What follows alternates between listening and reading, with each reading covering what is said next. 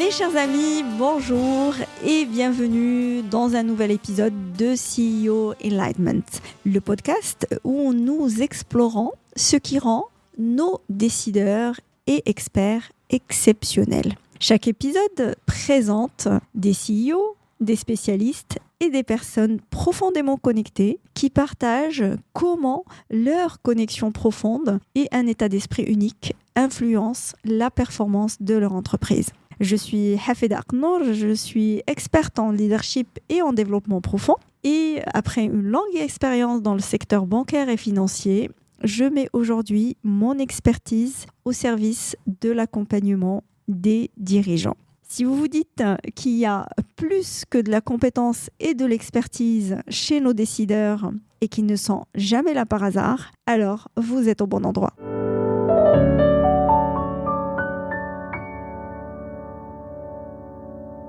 Mon invitée d'aujourd'hui est une femme modèle. Son parcours est une inspiration pour chaque femme marocaine. Couronnée par le prix de la femme la plus influente du numérique en 2023 lors des Africa Bank Awards, Alia a su s'imposer dans un monde exigeant grâce à des qualités qui lui sont propres. Elle a démarré sa carrière chez Pricewaterhouse pour ensuite rejoindre le monde de la finance, d'abord auprès de Banque El Maghreb, comme première chef de mission femme. Elle a ensuite rejoint la BMCI, filiale du groupe BNP Paribas, où elle a exercé différentes fonctions managériales, responsable de la stratégie, directrice de DGFI et DigiServe, et aujourd'hui directrice de BMCI Wealth Management, la filiale de gestion de patrimoine de la BMCI. Alia Rouli, bonjour. Bonjour Hafeda, bonjour. Ça Merci. de pouvoir avoir cet échange avec toi. Je suis ravie.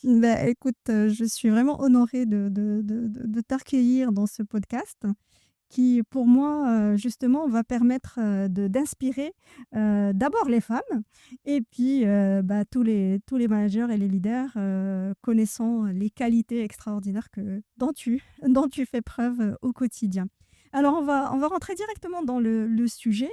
Le leadership, il est souvent perçu comme un exercice de pouvoir. Tu as exercé plusieurs fonctions de direction et de gestion d'équipe. Est-ce que pour toi, c'est aussi un exercice de conscience et de responsabilité? Alors, le leadership, c'est un terme qui m'a toujours fascinée parce que je considère que c'est une recette à plusieurs dimensions. Pour pouvoir être leader et exercer du leadership, il faut d'abord avoir une prise de conscience de sa propre valeur. Autrement, on ne peut pas y arriver. Je pars du principe que, euh, la meilleure ou la personne à inspirer en premier, c'est d'abord nous-mêmes. C'est être en capacité de savoir dans les différentes étapes de sa vie où nous en sommes, quelle est notre motivation au quotidien, comment nous voulons impacter l'environnement, comment nous souhaitons interagir avec cet environnement avant de pouvoir parler de leadership plus large. J'ai toujours trouvé cela fascinant d'associer le pouvoir au leadership parce que pour moi, c'est presque antinomique. On ne peut pas parler de leadership si on le positionne sous le prisme du pouvoir. Le leadership arrive naturellement parce que justement, il y a cette confiance qui s'instaure avec l'environnement dans lequel nous évoluons. Et quand on parle d'une équipe, une équipe, c'est un pacte de confiance d'abord, avant tout. Et c'est un pacte aussi d'exemplarité. On ne peut pas être un leader juste parce que nous avons ou nous exerçons du pouvoir sans pour autant établir cette confiance, être exemplaire dans son comportement, euh, montrer le chemin aussi, parce qu'il faut inspirer. Le leadership, pour moi, c'est inspirer de par sa posture, mais aussi inspirer de par le chemin que nous souhaitons prendre avec cette équipe. Et moi, je m'amuse toujours à dire, je suis un membre de l'équipe. Je ne deviens leader que parce que je suis un membre de l'équipe. La preuve en est, c'est que quand j'étais d'ailleurs à Digifi, Digiserve, et même avant, je m'asseyais dans la plateforme avec les équipes.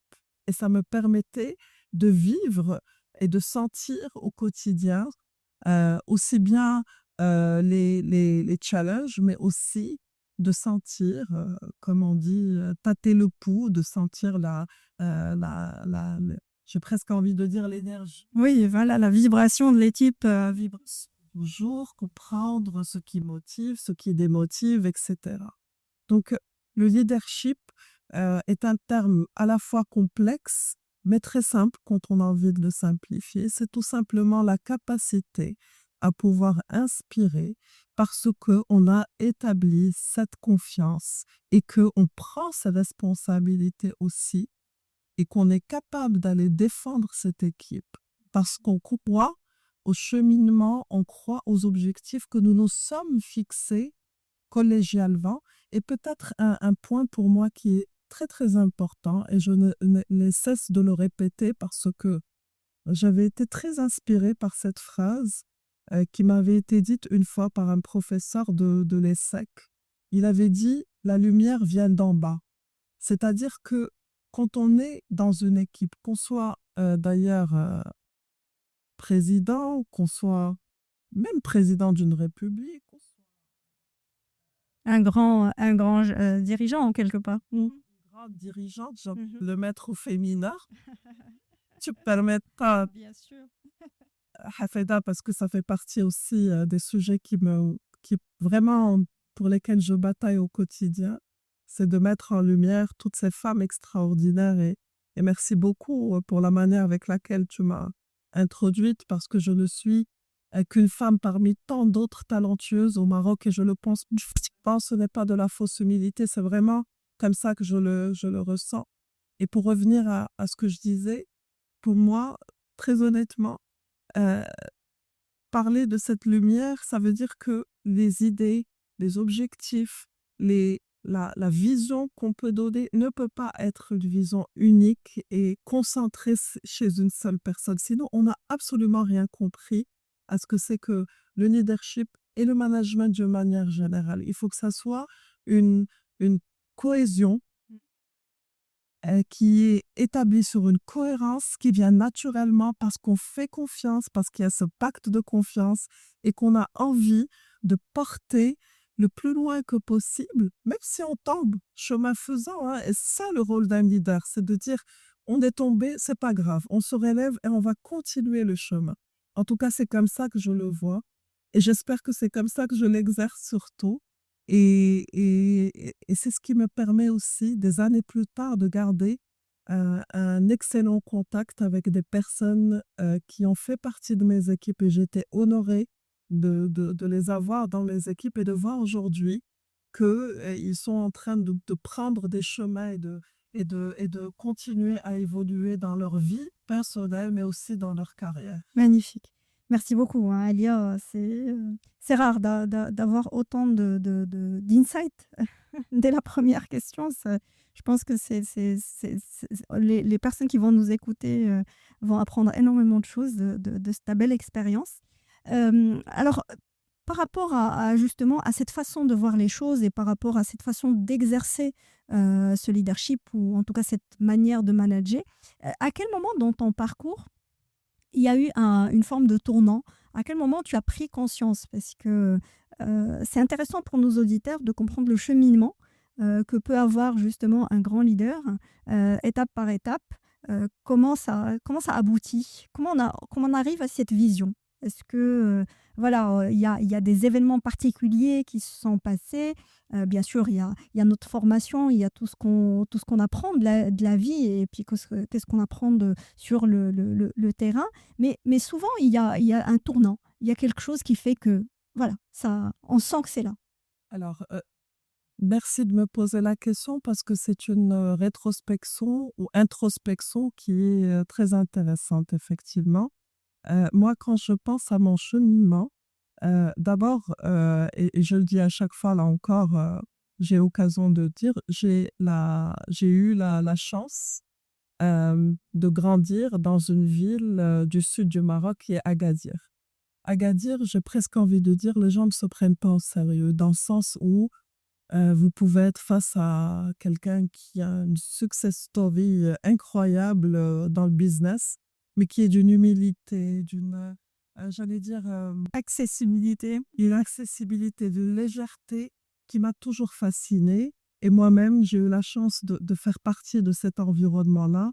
Et donc, que ça soit d'ailleurs dans le monde, j'allais dire, euh, du business ou dans le monde social ou socio-économique où j'ai eu la chance d'être dans cet environnement et d'observer avec beaucoup de sagesse, à commencer par mes parents aussi, qui m'ont inculqué dès le plus jeune âge l'humilité.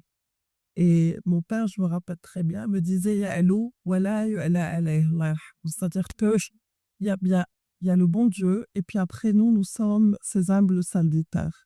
Comme ça que vraiment je me définis dans la vie. Ça, c'est la première chose, c'est un système de valeurs, c'est une éducation avant d'être une formation académique. La formation académique joue son rôle, effectivement, parce que elle nous apprend à le système de notes, beaucoup de choses, le professeur, que ça soit d'ailleurs dans la petite enfance ou au lycée ou à l'université par la suite, on apprend une forme de discipline, on apprend à rentrer un peu dans les rangs. Et puis après, il y a aussi le cheminement professionnel. Le cheminement professionnel, j'ai eu la chance, et je le dis à chaque fois, de démarrer ma carrière à PricewaterhouseCoopers, où j'ai évolué pendant 5 années. Et j'ai quitté, d'ailleurs, j'étais manager. J'avais des associés, des managers exceptionnels avec qui j'ai fait mes premiers pas. Vous avez en face de vous quelqu'un qui a une connaissance, et la connaissance ne cesse de croître avec le temps, hein, parce que la connaissance est infinie, j'ai presque envie de dire. Et vous aviez devant vous des gens, j'avais vécu une expérience, là encore, je le cite à chaque fois que je peux, où j'étais sur un très gros dossier du banque, parce que je m'étais spécialisée en bancaire dès les premières années. Et je gérais une grosse banque de la place à multidimensions et surtout qui était implémentée dans plusieurs régions du Maroc et comme toutes les banques. Mais elle avait une spécificité. Et à l'époque, on avait eu un sujet sur une privatisation. Et je me rappelle très bien, pas de m'en fait. Et j'ai presque envie de dire ce n'est pas ça le sujet. J'avais la gestion du dossier. Donc, j'étais responsable en premier lieu. Je me rappelle de moi arrêtant de manger pendant 2 jours pratiquement. Je n'arrivais plus à manger, je ne faisais que boire, tellement le stress était important parce que c'est les écoles aussi où on apprend la résilience, où on apprend à avoir le souffle long, etc. Et où on grandit dans une équipe où on arrive junior et il faut faire ses preuves pour continuer à évoluer. Et à l'époque, quand j'ai su qu'on était passé à côté de ce sujet-là, je me rappelle, l'associé gérant a pris les choses en main, m'a appelé et m'a dit « Fine, tu as fait ton travail. À moi de faire le lien maintenant.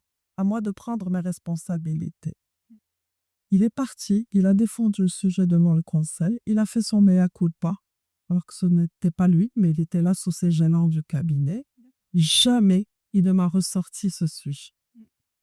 Parce qu'il considérait que j'étais quelqu'un d'impliqué, de très investi, qui faisait les choses avec vigilance, qui faisait les choses avec abnégation, avec un investissement très fort.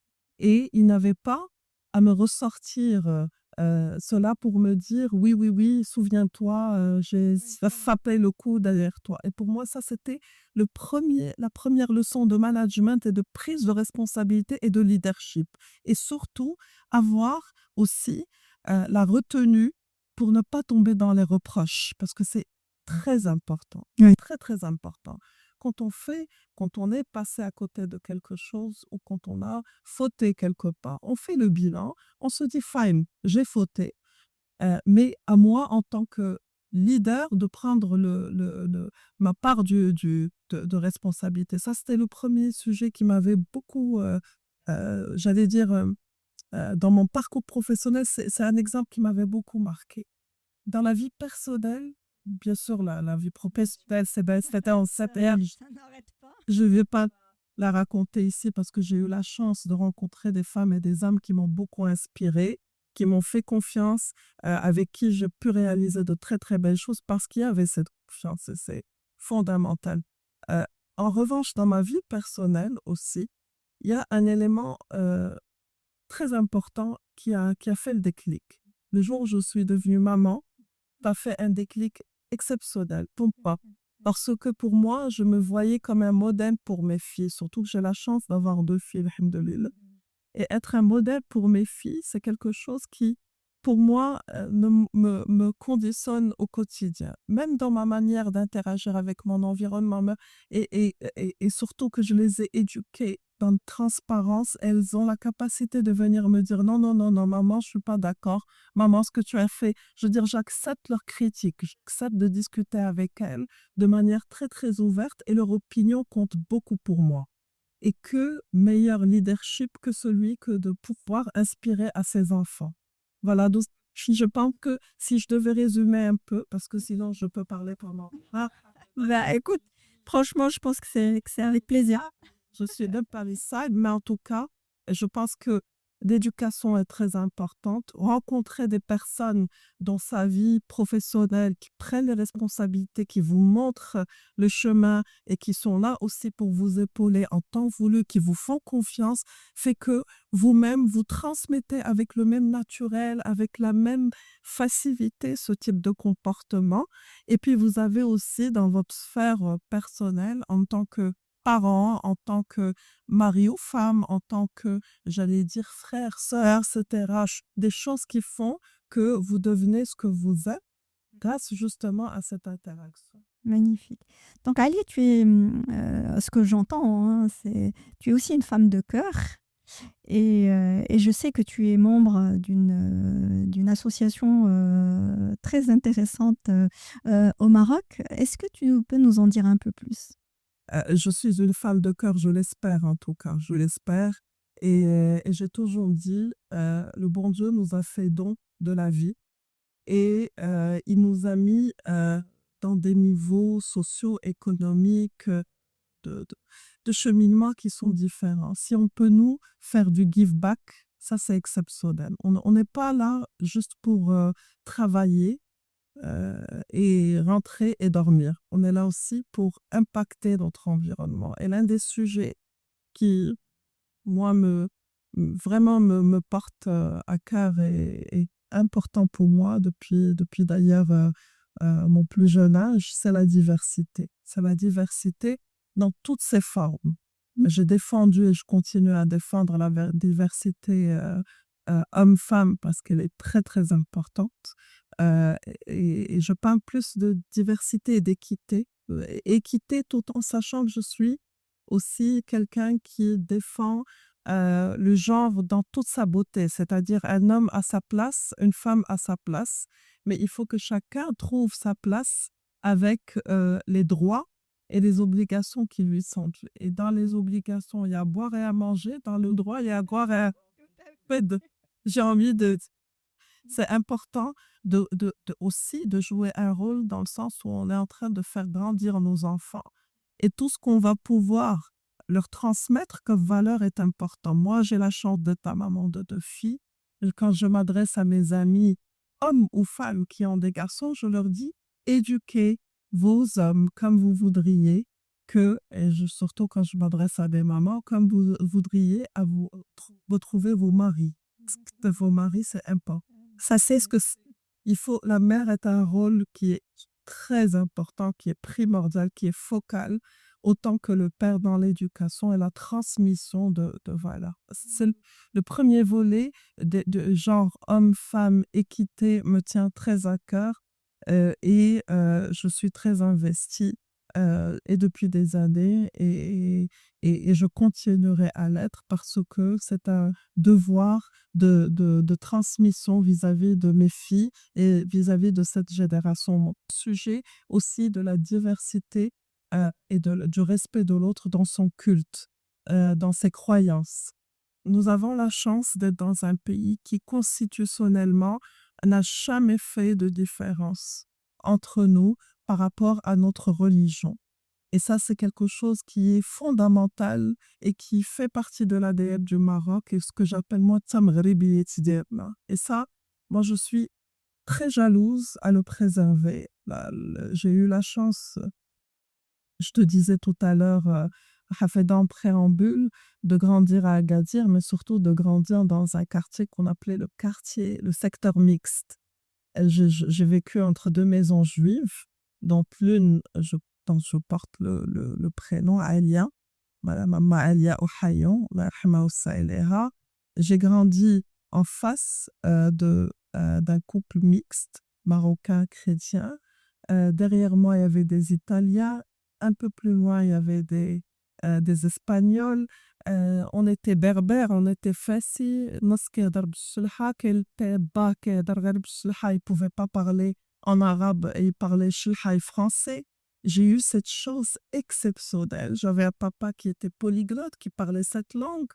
On a eu ma mère aussi est francisante pure, et espagnole et arabe, et c'est quelqu'un qui est très curieux de la vie et qui a toujours beaucoup, qui s'est documenté pour comprendre les choses. Donc elle nous a transmis cette curiosité de la vie. Et donc le fait est d'être dans cette j'allais dire, environnement a fait que je suis devenue coprésidente très naturellement avec mon amie Katia Biton, avec mon ami Ahmed Riyat.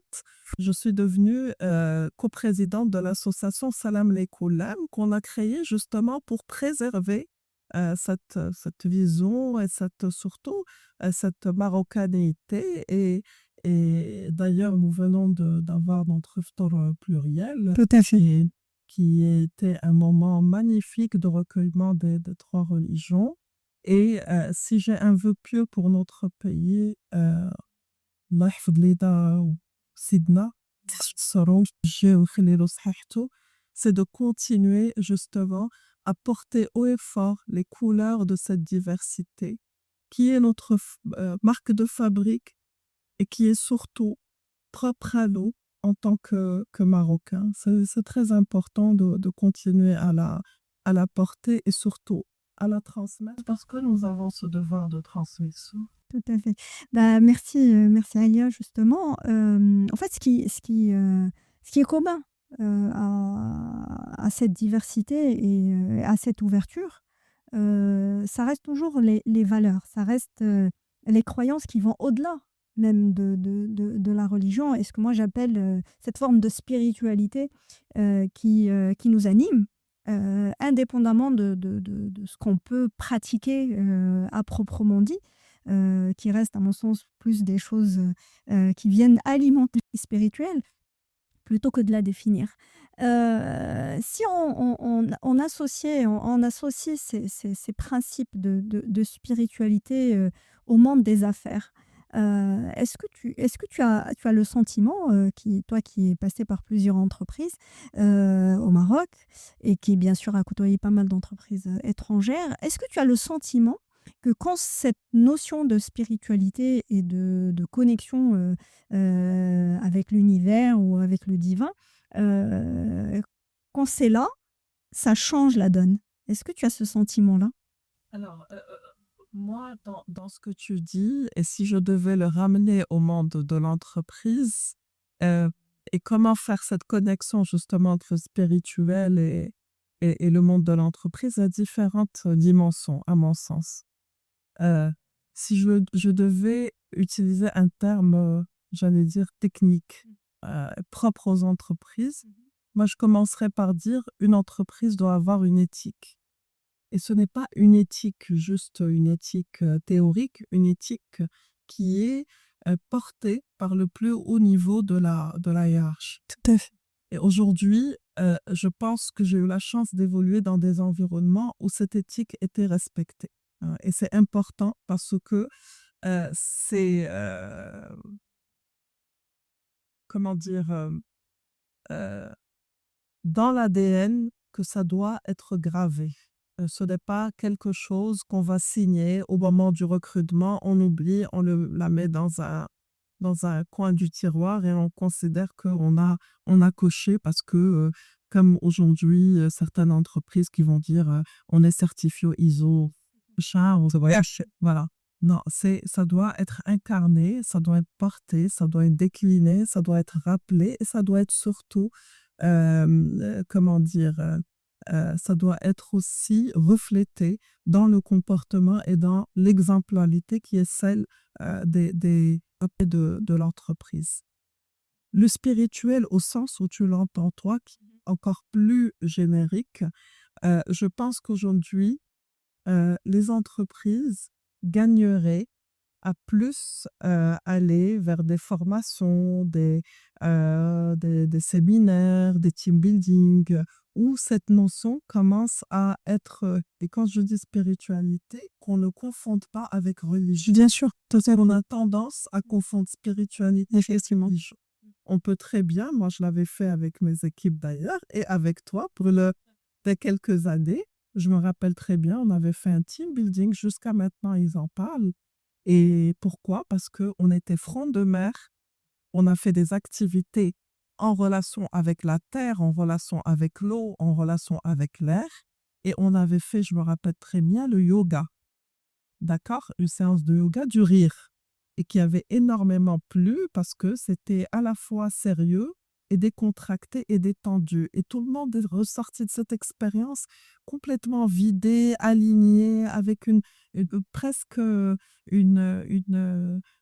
comment dire, une légèreté qui donnait des ailes, pour dire les choses. Et j'ai revécu cette expérience avec une autre personne des années plus tard où j'ai emmené mon équipe dans un endroit exceptionnel. Je ne vais pas citer l'endroit pour ne pas faire de publicité, mais en tout cas dans la région de Fès.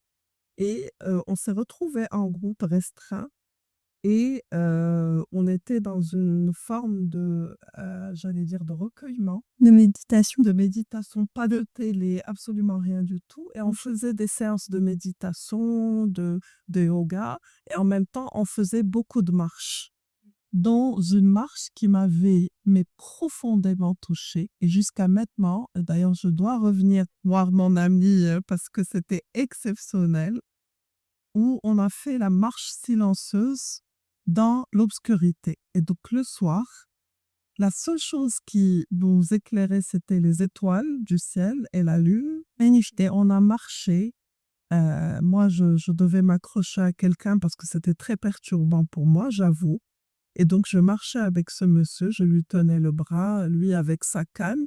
On était un groupe, on marchait les uns derrière les autres. On se faisait juste des signes au cas où quelqu'un s'égarait du sentier parce qu'on ne voyait pas grand-chose. Et on est resté silencieux. Et à un moment donné, ma chère Hafeda me retrouve au milieu de ce vide. Je regarde le ciel. J'ai pleuré toutes les larmes de mon corps. Toutes les larmes de mon corps. J'étais dans une forme de symbiose, De connexion. de connexion. J'étais là et je regardais. Et lui, je me rappelle très bien, a pris sa main, me l'a posée sur l'épaule. Et il ne m'a pas parlé parce qu'on n'avait pas le droit de parler. Et je lui ai fait comme ça avec la main pour lui dire que j'étais prête à remarcher. On a remarché et on s'est retrouvés à la fin devant un feu de camp.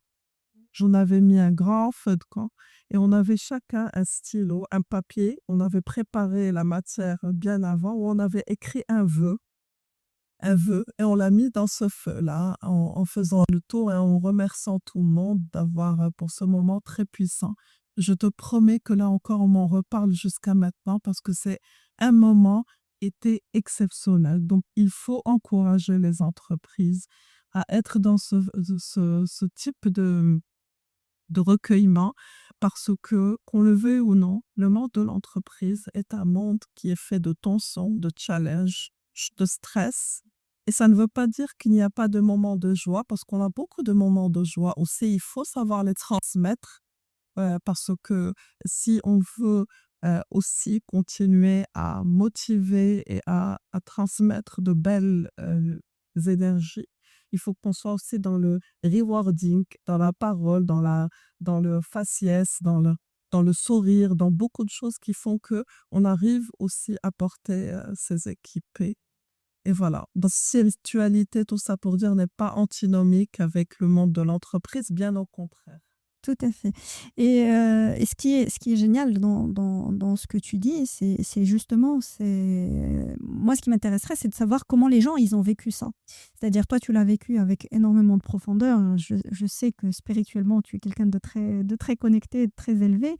Mais les personnes avec leurs différents niveaux de connexion ou en tout cas de croyance, comment c'était? C'est-à-dire, est-ce que c'était unanime par rapport aux sensations et par rapport aux choses qu'ils ont pu ressentir avec cette connexion avec la nature, ce silence qui est juste un moment extraordinaire d'ailleurs, que chacun devrait pratiquer dans le cadre des entreprises pour pouvoir prendre les bonnes décisions. Parce que souvent on parle, mais au fait, les bonnes décisions, elles arrivent quand on est silencieux. Complètement. Et d'ailleurs, pour revenir à cette expérience et à l'équipe que j'avais l'honneur de manager à l'époque, ils sont ressortis, c'est ce que je disais, complètement allégés, enfin légers plutôt, et allégés aussi. Est-ce qu'on porte avec nous un certain nombre de fardeaux, qu'on le veuille ou non, combien même l'ambiance a toujours été exceptionnelle au sein de l'équipe, mais chacun arrive avec ses biais, avec sa manière de voir le monde, avec ses contraintes personnelles, avec le réveil d'aujourd'hui n'est pas celui d'hier, ne sera pas celui de demain. Et bref, il y a tellement de choses entrantes. Donc, cette expérience a été salvatrice.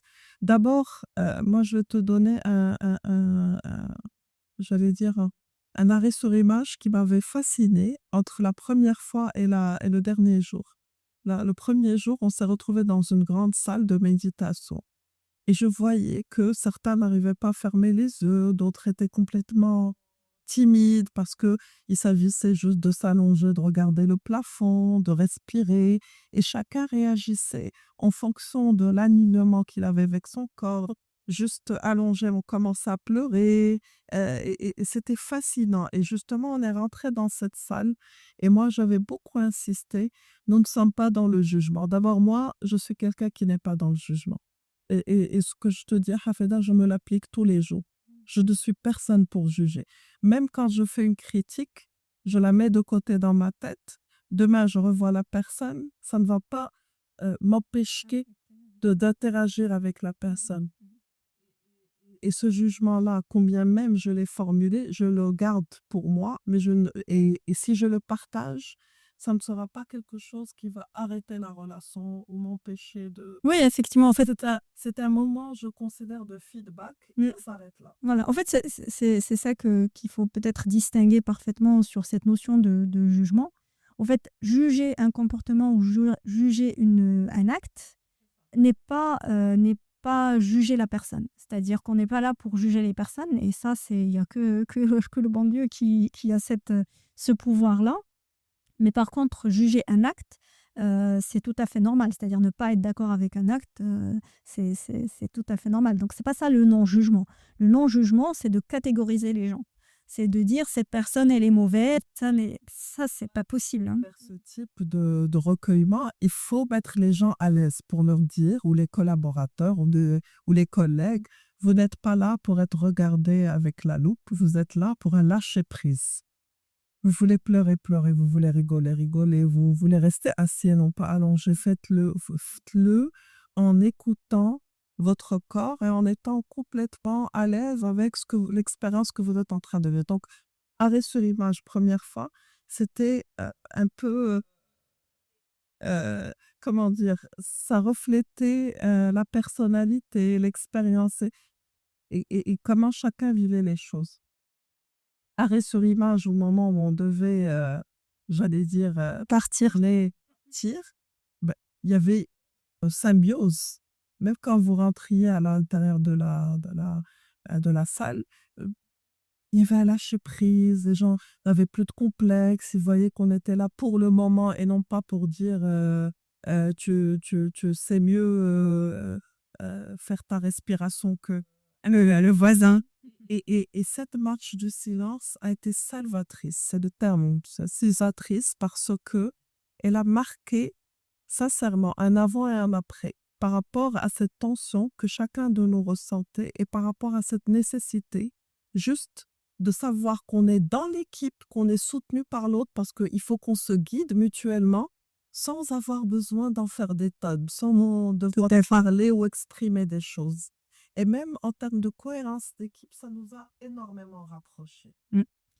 Bah, écoute, c'est fascinant de toutes les manières, je pense que tout et on est très on est très, attirés justement par ce type d'expérience et puis surtout, par l'impact que ça amène et justement, pouvoir, garder tout ça par la suite et l'utiliser et le rappeler. Donc il y a des choses qui vont se faire naturellement, mais il y a des choses justement qui sont à la main du dirigeant ou du leader et qui part des petites choses, je sais pas, début d'une réunion, demander à tout le monde de faire une grande respiration, avant de commencer, ça crée autre chose. Ça crée une approche qui est totalement, totalement différente, dans la pratique du management.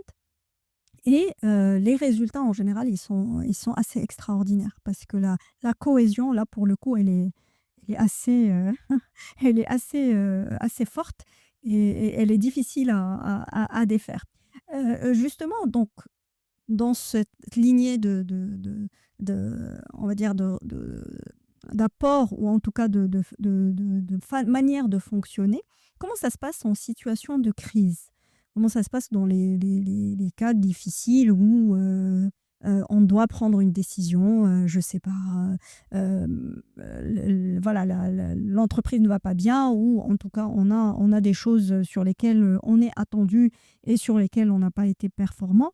Comment ces croyances et cette façon d'être aident le dirigeant ou t'aident, toi, Aélia, à faire face, à sentir cette force en toi, qui te guide, entre parenthèses, par rapport à la décision à prendre ou à ne pas prendre? Alors, il est vrai qu'en situation de crise, on a souvent tendance à foncer vers les décisions en se disant il faut que ça se passe maintenant et il faut qu'on gère la situation maintenant. On ne prend pas le temps. Parfois, je ne dis pas tout le temps, mais parfois, on a cette envie et qui est tout à fait louable hein, de bien faire dans l'immédiateté pour gérer la situation. Euh, Moi, je pense que quand on est dans cette forme de spiritualité, de recul, euh, on va être à la fois dans l'efficacité, dans l'écoute, parce qu'on a besoin de demander conseil. On n'est pas fermé aux conseils, au contraire. Je le disais tout à l'heure, la lumière ne vient pas, vient toujours d'en bas. C'est-à-dire, et quand je dis toujours d'en bas, intrinsèquement à la personne d'ailleurs. C'est-à-dire, il faut, quand on est en situation de stress, euh, le mythe de mettre, d'ancrer j'allais dire, ses pieds au sol n'est pas un mythe. C'est une réalité. Il faut, même la posture, même sa capacité à respirer, à laisser couler la chose fait que on trouvera toujours le moyen de profiter de cet ancrage. Mais pour revenir aux situations de crise dont tu parles, Hafeda, effectivement, il y a souvent ce besoin de précipitation parce qu'on est face au feu, on a envie d'éteindre le feu et on se dit, éteignons le feu là tout de suite et trouvons par la suite des solutions de remédiation à plus long terme. Moi, je pense que c'est louable, c'est juste la manière de le faire qui est intéressante. Euh, il y a différents types et profils de managers. Il y en a ceux qui vont être en colère. Cette colère va déteindre sur l'équipe. Cette équipe va se sentir sous stress et va faire de commettre beaucoup d'erreurs parce que justement, ou elle va bien faire, mais elle va le faire à ses dépens et aux dépens du bien-être de l'entreprise. Et ce n'est pas exclu dans ces conditions-là que la situation ne se répète pas dans le temps parce qu'on n'a pas pris le temps de la digérer ni de faire les choses sereinement. Il y a des dirigeants, au contraire, ou des managers qui vont être dans une forme de retenue, même si, et c'est humain, je veux dire, euh, moi-même, je le vis au quotidien, mais mes collègues le vivent avec moi au quotidien, le vivent aussi chacun sur ses dossiers, etc. C'est tout à fait humain de stresser ou d'avoir des pics d'adrénaline parce que, voilà, il y a des situations qui sont complexes, c'est la réalité. Sinon, on est dans le monde des bisounours. Et après 27 ans, même si j'ai encore des étoiles qui brillent dans les yeux, j'ai eu le temps, j'allais dire, d'atterrir, hein, de comprendre la vie, comprendre la vie, et encore heureux. Mais tout ça pour dire, il faut prendre le temps, même dans des situations de crise, de se recentrer sur soi, même 2 minutes, 3 minutes pour dire, OK, la situation est complexe. Quel est le dispositif que je mets en place pour être à l'écoute, pour demander conseil, pour m'appuyer sur les expertises des uns et des autres, pour demander une régularité de visibilité? C'est très important parce qu'il n'y a pas plus paniquant que de ne pas avoir une perspective de résolution de la crise. Et si on n'a pas cette perspective de résolution de la crise, on crée un cercle qui n'est pas vertueux. On se dit, le chemin est encore long, mais au moins je sais qu'il y a une date de fin. Mais si on est dans le brouillard total, si on n'est pas une gouvernance adéquate, si on ne sait pas quel objectif on se donne, si ces objectifs ne sont pas partagés et surtout ne viennent pas aussi des collègues et des collaborateurs, c'est très important. Un dirigeant ne peut pas à lui seul résoudre toute la banque. Et c'est un leurre où toute l'entreprise, c'est bien sûr un leurre. Et moi, sincèrement, j'ai eu la chance à date d'aujourd'hui de collaborer avec des présidents de boîtes qui ont cette capacité à, comment dire, à prendre des décisions collégiales, à impliquer dans la gestion de crise les collègues et surtout à prendre les responsabilités quand il le faut, mais aussi, et c'est très important, à se poser les bonnes questions régulièrement en se disant très bien, on a pris ce cheminement, à un moment T, on considérait que c'était le meilleur chemin, la meilleure solution, on est capable de nous remettre en question quand il le faut parce qu'on est agile, on est en mode lean. Il n'y a pas de vérité absolue. Le Covid l'a prouvé. La crise du Covid l'a prouvé. L'enseignement qu'on en a tiré doit nous permettre aussi de changer notre mindset face aux situations. Là où, souviens-toi, Hafeda, quand on était étudiant, on nous parlait des points, des stratégies quinquennales, le Maroc, l'Europe, à l'international, on était sur du 5 ans. Et 5 ans, ça paraissait très court. Après, on a commencé à parler des plans triennaux. Et maintenant, si on a de la visibilité à la semaine, on est très bon. Et donc, le mode de management, le mode de pensée, le mode d'adaptation a changé. Donc, les patrons et les managers et les leaders les plus aguerris sont ceux qui sont capables, en situation de crise, de prendre un moment de recueillement, de ne pas céder à la panique, d'avoir l'humilité, de s'entourer des personnes adéquates, d'être à l'écoute, de prendre les décisions parfois, et je le dis, et c'est important. Le dirigeant, le manager, le leader doit trancher. Doit dire c'est comme ça et c'est pas autrement. Et c'est pas plus mal. Parce que parfois, on va trouver écho auprès de ces équipes. D'autres, on va pas trouver écho auprès de ces équipes. Et c'est pas grave. It's fine. Le plus important, c'est en tant que leader, ne pas se sentir seul. Exactement. Ce qui se passe généralement, c'est qu'on se met, et pour ceux qui le font, et je considère très humblement que c'est une mauvaise chose, quand on s'isole du groupe, quand on s'isole de l'équipe, quand on considère qu'on a la vérité absolue, par ego, par panique, que sais-je, cette solitude prend le dessus sur nous et nous permet, et ne nous permet pas, pardon, de pouvoir prendre les décisions avec discernement. Quand on s'entoure de l'équipe, quand on fait corps collectif à une situation de crise avec une gouvernance adaptée, avec une régularité, etc., on y arrive. Et tout ce que je viens de dire intrinsèquement, Hafeda, c'est justement la spiritualité dont je parle et qui me motive au quotidien. Parce qu'elle part du principe qu'on est humble face à l'univers. On est humble face aux situations. C'est ce qui fait que nous arrivons à démêler le bon du mauvais. C'est ce qui fait que nous acceptons les défaites. C'est ce qui fait que nous acceptons nos fautes et nos échecs. Mais c'est ce qui fait aussi que nous arrivons à accueillir avec beaucoup aussi d'entrain, d'enthousiasme, et que nous transmettons nos succès et que nous sommes là pour les fêter ensemble.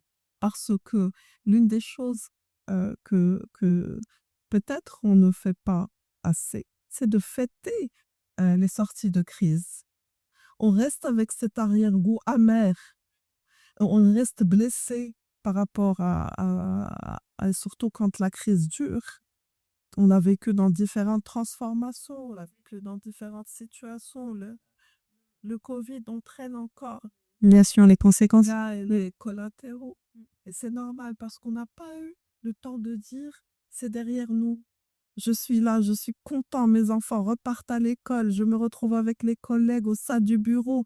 On a vite oublié qu'on est resté quand même enfermé pendant pratiquement 1 an et qu'on a dû faire du remote et que je rêvais juste de serrer la main à un collègue. Mais C'est vrai, effectivement. donc we have to praise. On doit être en capacité aussi de dire Alhamdoulilah, on est content, on y va, c'est super, on est arrivé à dépasser la crise. Pour moi, ça, c'est une forme de spiritualité C'est clair. qui est importante. Et quelle est la part de l'intuition dans tes décisions, dans ton quotidien? C'est-à-dire que quand je parle d'intuition, je parle de cette voix intérieure qui guide, qui nous guide. Et parfois on l'écoute, parfois on l'écoute pas. Parfois on se met en situation pour l'écouter. Ce sont les moments de calme dont tu as parlé ou les moments de silence. Mais dans toi, dans ton quotidien de dirigeante, comment ça se manifeste? Alors, Hafeda, dire vrai, je ne sais pas si c'est antinomique, mais moi, je vais te dire que je suis une grande intuitive rationnelle. Et C'est intéressant. ça m'a beaucoup perturbée et les études, d'ailleurs, que j'ai faites avec ma boîte que je remercie parce qu'ils ont fait beaucoup d'accompagnement dans ce sens, c'est important, reflète exactement ce que je viens de te dire. C'est-à-dire que intrinsèquement, moi, je suis une très grande intuitive. Je veux dire, j'ai le sens des situations, des personnes, je ressens les choses, je sais quand est-ce qu'il faut y aller, pas y aller, etc., intuitivement. Sauf que, comme je ne veux pas, comment dire, comme je gère euh, un certain nombre de paramètres et que je dois rendre compte sur un certain nombre de paramètres, je dois rendre compte d'abord à moi-même, mais aussi à Bien sûr. au patron et à mon équipe. On est tous contents. Encore une autre fois, je ne suis qu'une partie de cette équipe-là et leur succès est mon succès. C'est ça qui m'anime au quotidien. Donc, je me dis, très bien, tu l'as senti comme ça, c'est super.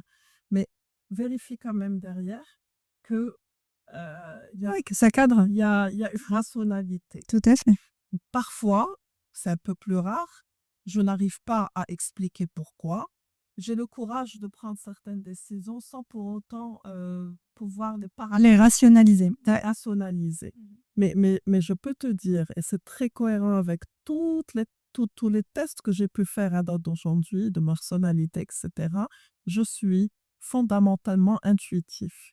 Et c'est très cohérent avec ma manière de voir le monde aussi, par rapport à ce que je ressens, par rapport à, à ma capacité à adapter mon planning. Par exemple, quand je suis quelqu'un, on peut m'appeler à minuit pour me dire on va aller faire un tour de côte. J'irai faire un tour de côte. Ah bon, mais j'ai aucun problème. Je ne suis pas quelqu'un qui a besoin de programmer à l'avance. Donc, l'intuition, je la mets plutôt, et je parle de ma vie autant personnelle que professionnelle, bien sûr.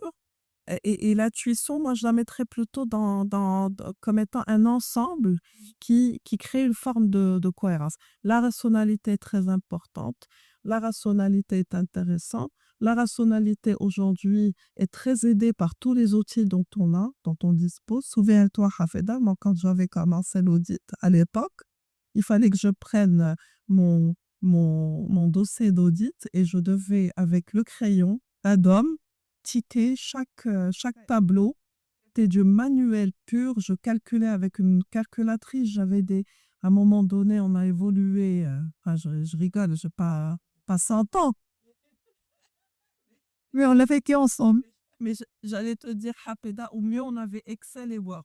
C'était le top du top. Bon, à l'époque, on avait des outils, mais ça n'allait pas. Imagine aujourd'hui que ton intuition, tu peux la jumeler. Exactement. L'intelligence artificielle. Ah oui, là, c'est justement. Aussi extraordinaire. Face à je veux dire, c'est un peu comme l'histoire des probabilités.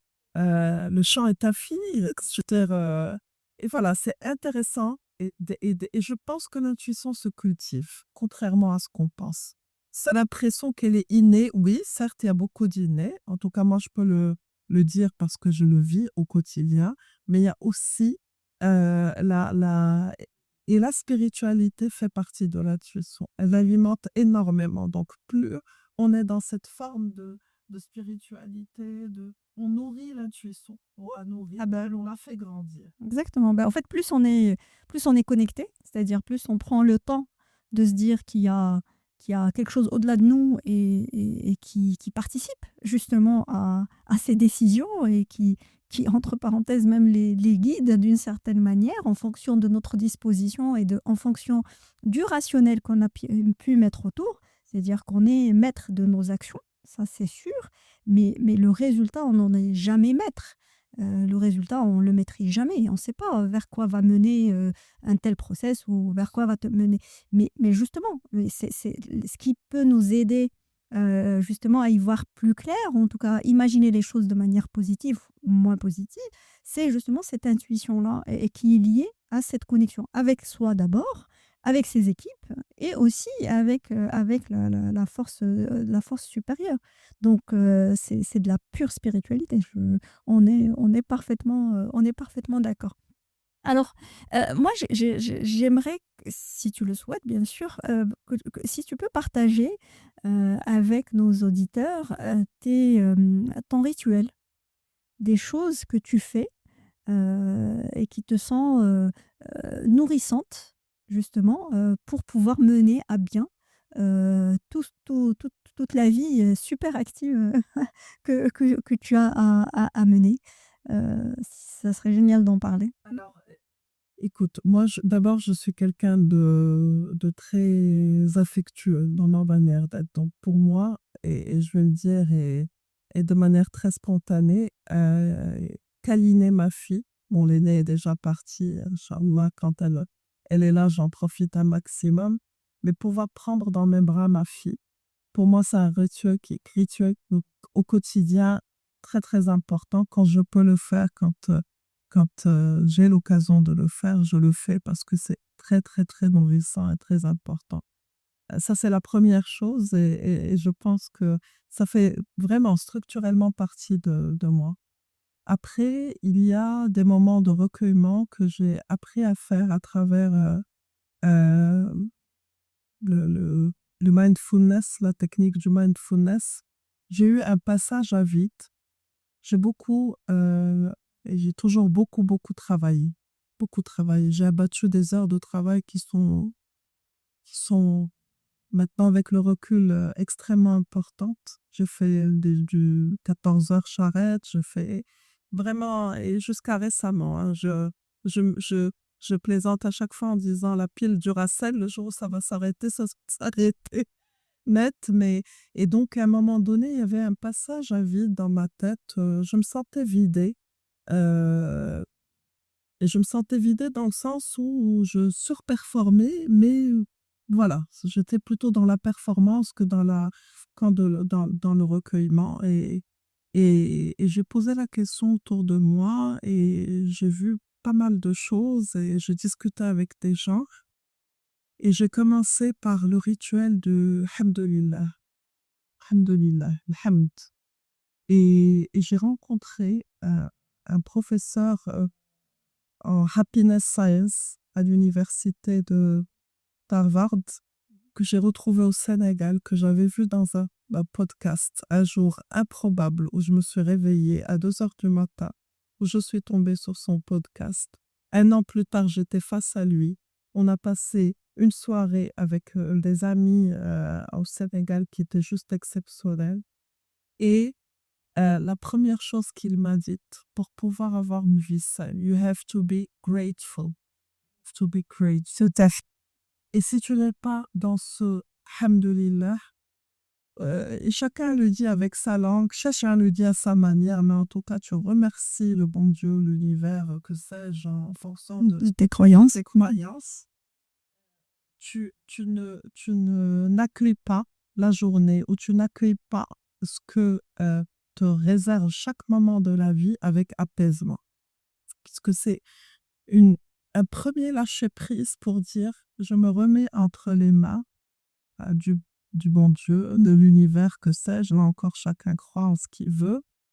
Et ça me permet de me recentrer et d'entamer déjà ma journée avec beaucoup de paix intérieure. Ça, c'est la première chose. La deuxième chose, dans le mindfulness, et c'était sérieux parce que c'était documenté, je fais les choses de manière régulière, c'était de dire, je dois commencer mes séances de respiration. En faisant mes séances de respiration, je me suis retrouvée à faire du yoga, que j'ai dû interrompre là, mais que je vais reprendre. Je le fais gentiment chez moi, mais j'ai fait les choses très sérieusement avec un coach. Après, je fais partie du groupe. Après, je suis devenue une yogi. Alors, contrairement à ce que pensent beaucoup de gens, le yoga n'est pas que dormir sur un tapis. Le yoga est l'alignement de la respiration avec les mouvements, avec un certain nombre de choses. C'est extrêmement physique. C'est très prenant physiquement, mais on n'est pas en compétition. Et ça, c'était super important. Je me rappelle de l'une des coachs qui m'a dit, en yoga, la compétition n'existe pas. Tu respectes ton corps et tu écoutes quelles sont tes capacités. Et d'ailleurs, c'est pour ça qu'on dit que le corps évolue, non pas avec des centimètres, mais avec des millimètres d'ouverture. Le yoga m'a beaucoup, beaucoup aidé aussi. Et le troisième volet qui m'a aussi énormément aidé dans le mindfulness, c'est la prise de conscience de ce qui m'entoure. Imagine, Hafeda, pendant des années, c'est très sérieux ce que je dis. Et je suis quelqu'un de très humble sur ma capacité aussi à continuer à évoluer dans ce sens et de continuer ce cheminement. Imagine, je faisais la route d'Alboeza, Casablanca pour aller travailler. J'étais incapable de te dire pendant des années ce qu'il y avait sur ma route. J'avais 2, 3, 4 repères et je ne savais pas qu'il y avait une pharmacie à ma gauche juste après le grand carrefour. Un exemple. Je ne savais pas que pour aller à l'école belge, il fallait tourner plutôt par là en dépassant, avant d'arriver à Carrefour, en dépassant Carrefour. Bref, c'était des choses qui m'ont permis, parce que le mindfulness, c'est la reconnexion à son environnement et de prendre le temps de voir là où on est, d'interagir visuellement en toute conscience. Et ça m'a changé la vie. Ça m'a changé la vie parce que je suis passée d'un mode automate dirigé Passer à l'état, c'est assez, d'ailleurs, c'est un pléonasme parce qu'on est automate et dirigé. C'est pas de soi. De passer en mode automate à un mode de je sais ce qui m'entoure, je sais par quel chemin je passe, je sais ce qui me fait plaisir. Enfin, et c'était ce petit moment de passage à vide qui fait le déclic pour me dire c'est des étapes de la vie. Il faut accepter que maintenant, tu dois te reconnecter à toi, plus prendre conscience de ce qui t'entoure, euh, accepter et surtout avoir un lâcher-prise. Et donc aujourd'hui, quand je suis en mode stress, et pour ne pas être encore une autre fois dans l'utopie ou dans le monde des bisounours, parce que ça m'arrive régulièrement, j'ai appris à écouter mon corps et à écouter mon esprit surtout. Et à me dire, attention là, je pense qu'on commence un peu à déraper. On va se refaire un petit point d'étape. Et ça me permet de me recentrer, de corriger ce qu'il y a à corriger. Et j'ai envie de te dire, Hafeda, heureusement que la vie n'est pas statique. Heureusement que la vie est faite de haut et de bas. Sinon, ça serait d'un ennui mortel. Ah bah c'est clair. Ah, on le supporterait pas, hein. Exactement. Heureusement que c'est haut en couleur, en sensation, en émotion. Et heureusement qu'après la pluie, il y a le beau temps. Après le beau temps, il y a la pluie. Tout à fait. Tout à fait. Merci beaucoup, Alia. Merci. Alors Alia, pour finir cette interview qui pour moi voilà, était, même si je te connais très bien, une occasion extraordinaire de te découvrir sous un nouvel angle. Merci. S'il y avait quelque chose que tu voudrais laisser à tes filles, laisser à nos auditeurs, une phrase, un conseil, un livre, ça serait quoi? Alors, Un conseil? si je devais laisser un conseil, c'est tout simplement soyez heureux. Soyez heureux. J'ai commencé, j'ai terminé l'année, je vais commencer avec des décès d'amis très très proches, très jeunes, qui avaient son âge. Et je sais ce que c'est que de partir à la fleur de l'âge. Et, et tous les moments de la vie sont précieux. Donc, si je devais donner sincèrement un conseil, sans être prétentieuse, loin de là, c'est tout simplement d'accueillir la vie comme elle arrive et d'être grateful, Tout à fait. de considérer que la vie en soi est le plus beau cadeau parce que on est à durée déterminée. On n'est pas à durée indéterminée. On ne sait pas de quoi est fait. Je peux te saluer. Bien sûr, c'est pas c'est de quoi sont faites les 5 prochaines minutes, c'est clair. Il y a 3 jours, il Ouais. est mort sur sa chaise à Agatier, Ouais, ouais, au bureau. au bureau.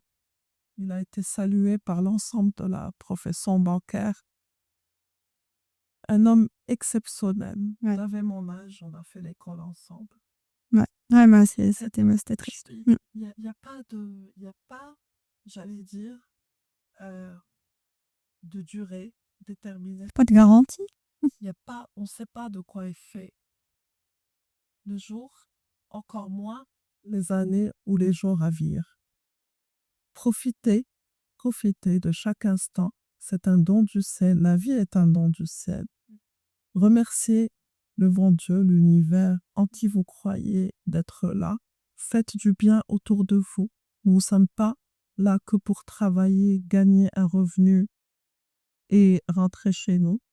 Nous sommes là pour partager des moments précieux avec nos familles. Nous sommes là pour faire du bien à la communauté. Nous sommes là pour faire du give back. D'ailleurs, mes filles ont toujours été très impliquées dans l'associatif parce que nous avons un rôle à jouer au sein de notre société.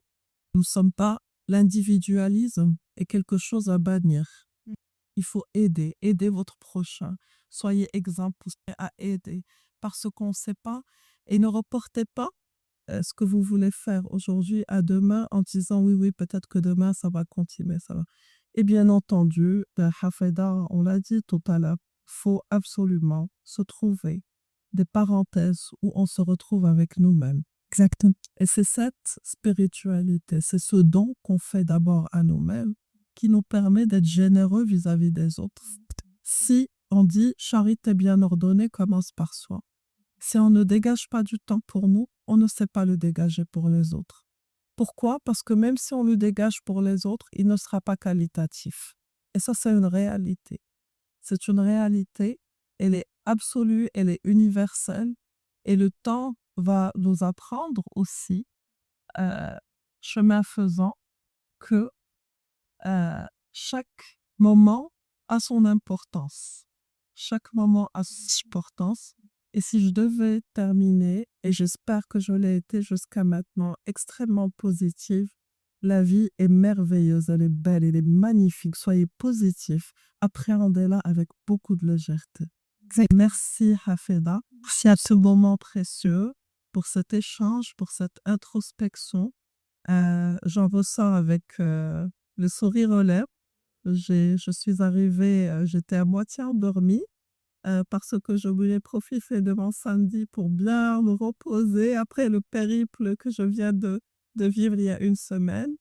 Mais tu as su, avec ta douceur, avec ta doigté, avec cette intelligence de ton podcast, à qui je souhaite une très longue vie, me remettre en situation et j'en suis reconnaissante et très heureuse. Merci beaucoup, Hafeda. Merci à toi, Elia. Vraiment, voilà, j'ai pas de mots plus beaux à ajouter par rapport à tout ça. Je te remercie infiniment d'avoir accepté de faire cette interview avec moi, ce podcast avec moi. Et je souhaite que chacun y trouvera les réponses qu'il cherche à l'intérieur de lui-même, à travers ton expérience qui est juste extraordinaire. Et je sais qu'on l'a pas découverte en entier, donc à charge de revanche. En tout cas, merci encore, et puis à très bientôt.